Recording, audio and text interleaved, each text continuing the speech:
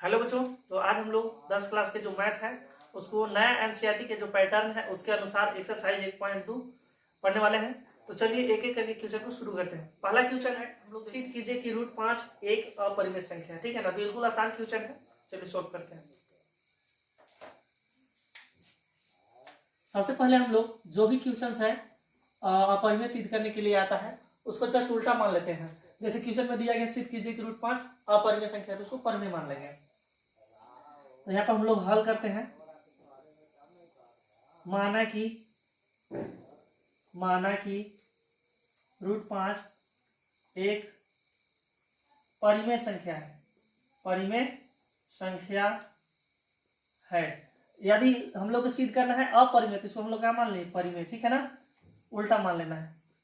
अब हम लोग क्या करेंगे, जब ये परिमेय है तो कोई भी परिमेय संख्या p/q के रूप में व्यक्त किया जाता है तो उसको हम लोग कर देते हैं। तो √5 बराबर क्या हो जाएगा, p/q, क्योंकि परिमेय हम लोग माने हैं तो परिमेय तो p/q के रूप में आता है।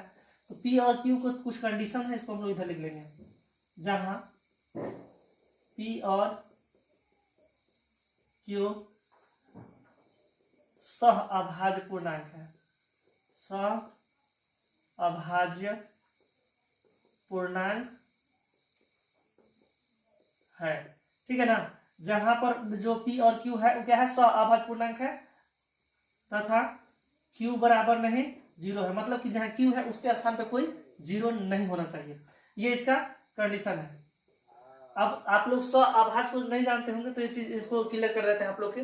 सहअभाज्य उसे कहते हैं वैसा दो संख्या के युग्म जिसका HCF 1 आता है, मतलब उसका HCF निकालेंगे, महत्तम निकालेंगे तो 1 आएगा, उसी को सहअभाज्य कहते हैं। ठीक है ना, यानी कि p और q का कितना HCF आएगा, 1, इसलिए हम लोग यहाँ पर लिखा p q का सहअभाज्य पूर्णांक है। ठीक है, अब आगे क्या करेंगे, हम लोग दोनों संख्या दोनों तरफ जो है इसको वर्ग कर देंगे। तो यहाँ लिखते हैं दोनों तरफ वर्ग करने पर दोनों तरफ वर्ग कर देना है।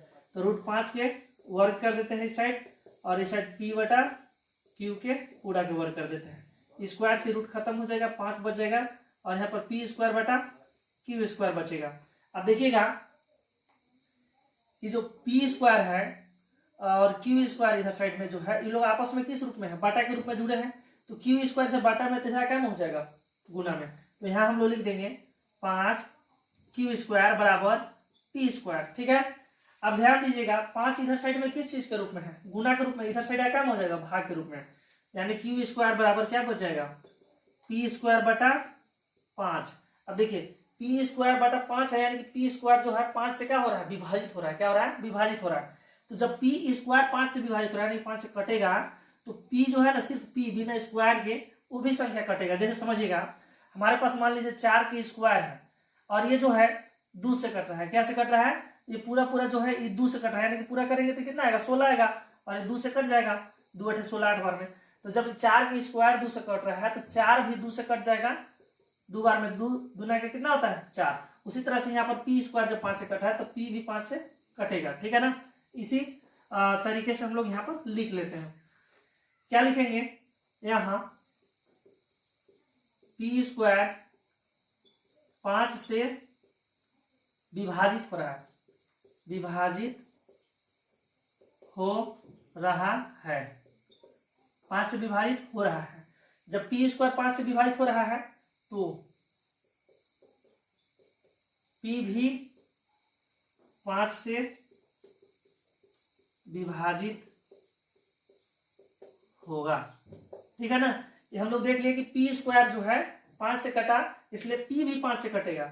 p को हम लोग 5 से कटने के लिए यहाँ पर हम लोग साबित कर चुके हैं कि p जो है 5 से भी कटेगा। अब अगला कंडीशन क्या है, हम लोग तो ये मान के चले थे कि p और q का जो है सहभाज्य, यानी कि इसका कोई HCF है तो सिर्फ 1 है, 1 के अलावा कोई नहीं है। तो यहाँ पर हम लोग p का जो है 5 निकाल दिया, गुणनखंड 5 से भी कट रहा है। उसी प्रकार से q को भी हम लोग 5 से या फिर किसी संख्या से कटने लगे बता देंगे, यानी कि इसका HCF जो है अलग अलग आ जाएगा। यहाँ पर 1 बताया गया है, लेकिन हम लोग 1 के अलावा कोई और यहाँ पर ला देंगे तो ये जो है गलत हम लोग का सिद्ध हो जाएगा, और लास्ट में हम लोग अपरिमेय लिख देंगे। ठीक है ना, तो उसी चीज को हम लोग यहाँ आगे करने वाले हैं। इसके लिए हम लोग क्या करेंगे, फिर से एक बार मानेंगे, माना। अब मानना क्या है, यहाँ पर देखिए p जो है ना, p² जो है p की जगह पे हम लोग कुछ मान लेना है। ठीक है, तो मान लेंगे हम लोग p बराबर यहाँ पर जो अचर मान है वो मानना है साथ में, इसके अलावा p के लिए हम लोग कुछ मान लेंगे। तो मान लीजिए p बराबर 5a। अब इसका नाम दे देंगे समीकरण 2 और इसका समीकरण ये वाला 1 है। और समीकरण 1 में समीकरण 2 का मान रखेंगे, यहाँ लिख लेते हैं समीकरण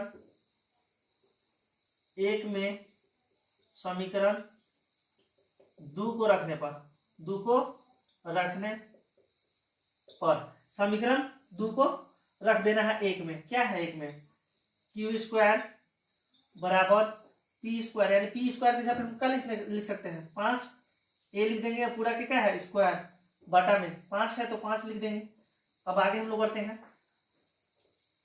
क्यू स्क्वायर के क्यू स्क्वायर हो जाएगा बराबर 5 5 कितना हो जाएगा 25 और ए स्क्वायर बटा 5। अभी 5 से 25 कट जाएगा कितना बार में 5 बार में।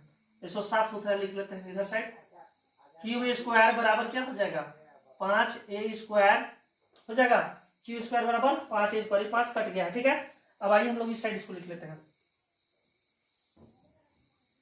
अब ध्यान देने वाली बात यह है कि 5 जो है ए स्क्वायर क्या है गुना के रूप में, तो इधर क्या हो जाएगा भागा के रूप में, तो यहाँ हो जाएगा क्यू स्क्वायर बटा 5, इस साइड लिखेंगे क्यू स्क्वायर बटा 5 बराबर क्या बच गया है ए स्क्वायर। देखिए यहाँ पर यहाँ से 5 की इधर ला दिए तो इधर साइड ए स्क्वायर बच गया ना। अब देखिएगा क्यू स्क्वायर को भी क्या है 5 जो है विभाजित कर रहा है, तो क्यू को भी क्या करेगा 5 विभाजित करेगा, उसको हम लोग लिख लेते हैं यहाँ पर फिर से एक बार, यहाँ क्यू स्क्वायर 5 से विभाजित हो रहा है ना, हो रहा है, इसलिए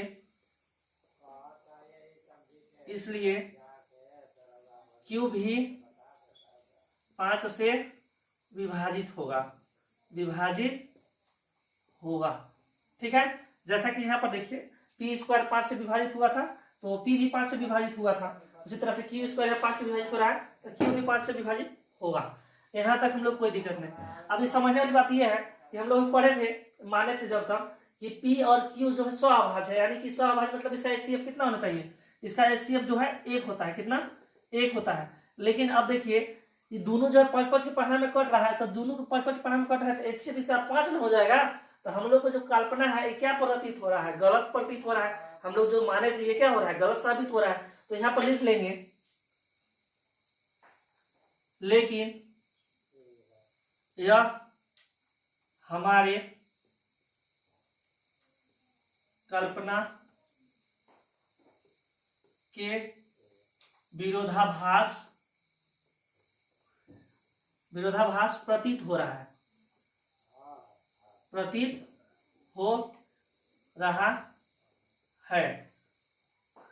हमारा कल्पना क्या है विरोधाभास मतलब उल्टा पड़ जा रहा है ना। अब हम लोग लिखेंगे अतः √5 एक परिमेय संख्या है। तो √5 क्या है, परिमेय संख्या है। देखिए बहुत आसान सा सवाल था, हम लोग इसे प्रूव कर चुके हैं। ठीक है ना, एग्जाम में बड़ा अंक द्वारा पूछा जाता है, मतलब 3 नंबर 5 नंबर के लगभग क्वेश्चन ये पूछा जाता है। ठीक है, दूसरा क्वेश्चन देखिए कह रहा है कि 3 + √5 ठीक है ना को सिद्ध कीजिए कि यह अपरिमेय संख्या है। तो इसका भी जस्ट हम लोग उसी तरह का पैटर्न अपनाएंगे, जो हम लोग सिद्ध करना है उसका उल्टा मान लेना है। तो यहाँ पर हम लोग लिख लेंगे माना कि 3 + √5 एक परिमेय संख्या है। क्या है, परिमेय संख्या है, उल्टा मान लेना है। और क्या परिमेय सिद्ध करना है तो परिमेय मान लेंगे। ठीक है, अब चलिए आगे, जब परिमेय है तो इसको भी P/Q के रूप में लिख सकते हैं, लिख देते हैं 3 + √5 बराबर, देखिए P/Q के रूप में लिखने का मतलब कि बटा में कुछ ना कुछ लिख देना है। A/B भी लिख सकते हैं, कुछ भी आप चर मान रख सकते हैं Z तक में। ठीक है ना, यहाँ पर हम लोग जनरली P/Q लिखते हैं परिमेय संख्या को व्यक्त करने के लिए, फिर हम लोग बार बार इसी को लेते हैं। बाकी A/B C/D कुछ भी ले सकते हैं, X/Y भी ले सकते हैं। तो यहाँ पर हम लोग लेते हैं P/Q, और PQ क्या है, कोई भी पूर्णांक संख्या है तो इसको लिख लेंगे जहां P और Q कोई पूर्णांक संख्या है। क्या है, पूर्णांक संख्या है तथा Q बराबर नहीं 0 है, मतलब कि क्यू के जगह पे क्या है, 0 नहीं है, कंडीशन ये है। ठीक है, अब चलिए आगे हम लोग बढ़ते हैं। आगे हम इसमें वर्क नहीं करना है जिस तरह से पिछला में वर्क किए थे, ठीक है ना। इसमें क्या कंडीशन है कि इधर प्लस में 3 है तो इसको इधर ला देंगे ना, तो 2√5 है बराबर में P/Q है। अब देखिए 3 इधर काम में था, प्लस में, इधर काम हो जाएगा समीकरण के नियम से माइनस में हो जाएगा, -3 हो गया। अब 2 इधर काम है, √5 और ये जो 2 है किस रूप में कनेक्ट है, आपस में जुड़े हुए हैं, तो गुना के रूप में। तो इधर गुना में जो है समीकरण के नियम से इधर काम हो जाएगा भाग में, तो √5 बराबर क्या हो जाएगा, P/Q -3 और पूरा के नीचे बाटा में आ जाएगा ना, इसको हम लोग इस तरह से लिख सकते हैं। यानी कि 1/2 जो है अब क्या हो गया, इतना के गुना के रूप में हो गया, या फिर कह सकते हैं P/Q -3 के पूरा पे ये भाग के रूप में जो 2 आ गया, ठीक है ना। अब ध्यान दीजिएगा थोड़ा सा कि ये 3 है जो सिर्फ और सिर्फ 3 ये है परिमेय संख्या, P/Q भी क्या है, परिमेय संख्या। तो परिमेय में से परिमेय घटेगा तो इक्वल वाला पूरा पूरा क्या हो जाएगा, परिमेय हो जाएगा। और 1/2 भी क्या है, परिमेय संख्या। यानी कि ये वाला जो पक्ष है क्या है, परिमेय संख्या है, क्या है, परिमेय संख्या जब हो जा रहा है। लेकिन ये वाला पक्ष के देखिए तो अपरिमेय है, √5 क्या होता है, अपरिमेय ना, हम लोग जान रहे हैं। लेकिन इसके कंडीशन के अनुसार इसको भी हम लोग के लिखना होगा परिमेय, क्यों, क्योंकि इसके तो बराबर में है ना। कोई भी मान लीजिए और के यहाँ पर हम 5 लिख रहे हैं, तो 5 के बराबर में 5 होगा तो सही रहेगा। उसी तरह से ये परिमेय है तो परिमेय के बराबर में परिमेय ही लिखेंगे तब ना सही होगा। तो इस चीज को हम लोग यहाँ लिख देंगे, तो लिखेंगे यहाँ 1/2 इंटू P/Q -3 पूरा के लगाएंगे, ठीक है ना। परिमेय संख्या है, क्या है, परिमेय संख्या है तथा इसके बराबर में √5 भी परिमेय संख्या होगा, परिमेय संख्या होगा। लेकिन हम परिमेय संख्या तो कह दें कि परिमेय संख्या है तो ये परिमेय संख्या है, लेकिन बताइए नियम के अनुसार से सही है, नहीं है, गलत है। नियम का क्या कर रहा है, विरोध कर रहा है, इसलिए हम लोग इसको सजा कर लिखेंगे परिमेय संख्या होगा, लेकिन इससे तथ्यों का विरोध होता है ना, तथ्यों का विरोध होता है, विरोध हो रहा है या विरोध प्रतीत हो रहा है, प्रतीत हो रहा है। अतः जो लिखल है यहाँ पर ही उसी को हम लोग लिख देंगे कि यह अपरिमेय संख्या है। 3 + 2√5 एक अपरिमेय संख्या है, क्या लिख देंगे, अपरिमेय संख्या है। ठीक है, क्लियर है। एक बार आप लोग के कहीं भी दिक्कत लगता है तो तुरंत वीडियो को पीछे करके फिर से देख लिया कीजिए, ठीक है। फिर बढ़ते हैं, देखिए तीसरा के 3 क्वेश्चन है, कितना क्वेश्चन है तीसरा में, 3 प्रश्न है। पहला है 1/√2, दूसरा है 7√5 और तीसरा है 6 + √2। और ये तीनों के अपरिमेय संख्या हम लोग सिद्ध करना है, ठीक है। तो जिस तरह से पीछे हम लोग क्वेश्चन में किए थे उसी तरह से इसमें भी एक एक करके बारी बारी से करते चलेंगे, ठीक है, एकदम आसान है। तो चलिए पहला क्वेश्चन है जो तीसरा का, उसे हम लोग सिद्ध करते हैं। तो इसको भी लिख लेंगे हम लोग, पहला का है तीसरा के ना, इसका भी हल है ये। तो माना कि 1/√2 एक क्या कहेंगे यहाँ पर हम लोग, परिमेय है। अपरिमेय सिद्ध करना है इसलिए हम लोग परिमेय मानेंगे, परिमेय संख्या है, परिमेय संख्या है, ठीक है ना। अब परिमेय संख्या जब मान लिए तो इसको भी P/Q के रूप में व्यक्त कर देंगे। तो लिख देंगे 1/√2 बराबर P/Q। अब यहाँ पर भी लिख देंगे, जहां जो कंडीशन होता है उसको लिख देंगे, P और जहां P और Q कोई पूर्णांक संख्या है, P और Q क्या है, कोई पूर्णांक संख्या है, P और Q क्या है, कोई पूर्णांक संख्या है। और साथ में हम लोग का Q जो है ना 0 नहीं होना चाहिए, तो इसको भी लिख लेंगे, तथा Q बराबर नहीं 0 है या होगा लिख सकते हैं।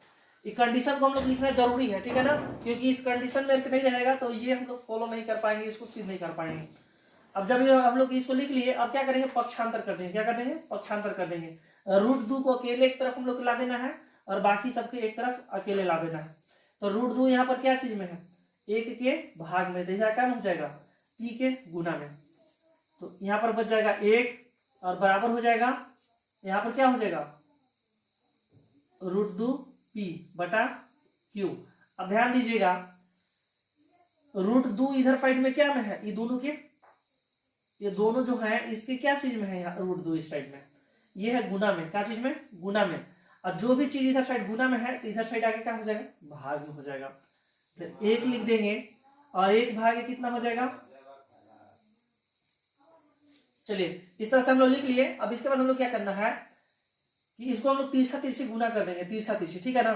तो इसको गुना कर देते हैं इसमें, तो हो जाएगा √2p और इसको 1q हो गया ना। अब √2 बराबर क्या हो जाएगा, p इधर का में है, गुना में इधर आके भाग में हो जाएगा।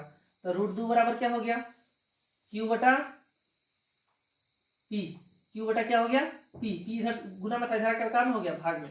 अब ध्यान दीजिएगा कि जो p और q जो है आपस में परिमेय है, क्या है, परिमेय। लेकिन बराबर की इधर देखिए तो √2 जो है क्या है, अपरिमेय। तो परिमेय के बराबर में अपरिमेय हो सकता है, नहीं हो सकता है। तो यहाँ पर तो हम लोग डायरेक्ट देखिए कि गलत है, तो इसी चीज को हम लोग यहाँ पर लिख देना है, ये परिमेय है इसलिए ये भी परिमेय होगा। लेकिन इससे क्या होगा, जो तथ्य है, नियम है, इसका विरोध होगा, ये गलत साबित होगा, ठीक है ना। तो आगे हम लोग इसी को लिख करके सिद्ध कर देंगे। यहाँ q/p एक परिमेय संख्या है, एक परिमेय संख्या, यहाँ पर लिख लेंगे संख्या है, ठीक है ना। अब जब परिमेय संख्या ये है तब इसके बराबर क्या है, इसके बराबर में √2 है ना, तो √2 भी क्या होगा, √2 भी परिमेय संख्या होगा, ठीक है ना। लेकिन बताइए ये परिमेय संख्या है, नहीं है, इससे क्या होगा, तथ्यों का विरोध होगा। ये लिख लेना हम लोग जिस तरह से पिछला में लिखे थे। लेकिन इससे तथ्यों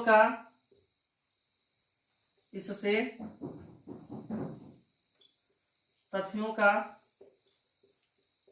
विरोध हो रहा है, या विरोध प्रतीत हो रहा है ना, विरोध होता है।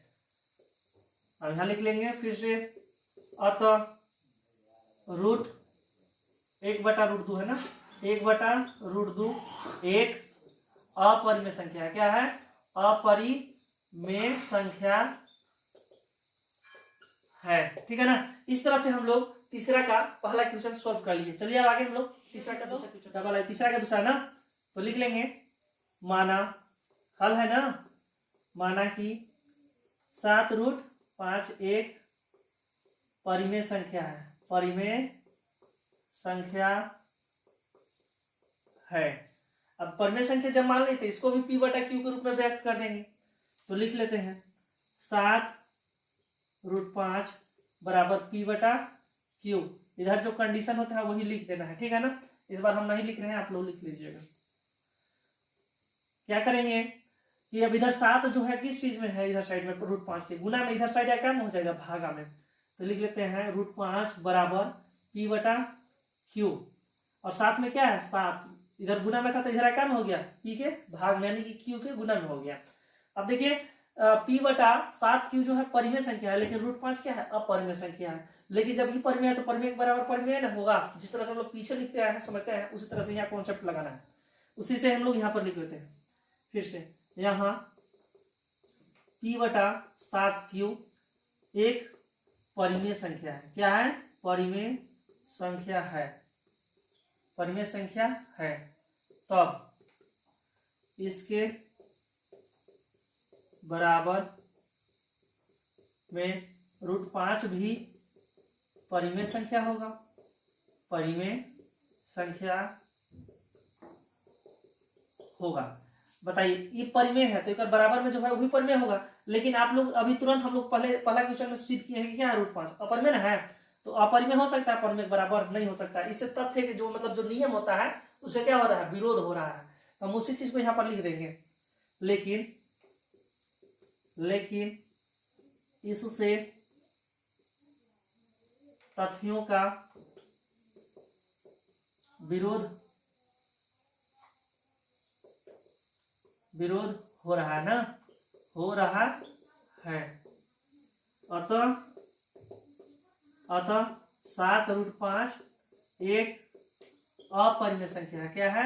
अपरिमेय संख्या है, अपरिमेय संख्या है। ठीक है ना। तो चलिए अब हम लोग दूसरा क्वेश्चन को सॉल्व कर चुके हैं, तीसरा क्वेश्चन को। तो चलिए बच्चों हम लोग अब तीसरा क्वेश्चन को बनाएंगे। ठीक है ना। तीसरा क्वेश्चन में है 6+√2, जिसे हम लोग को सिद्ध करना है अपरिमेय।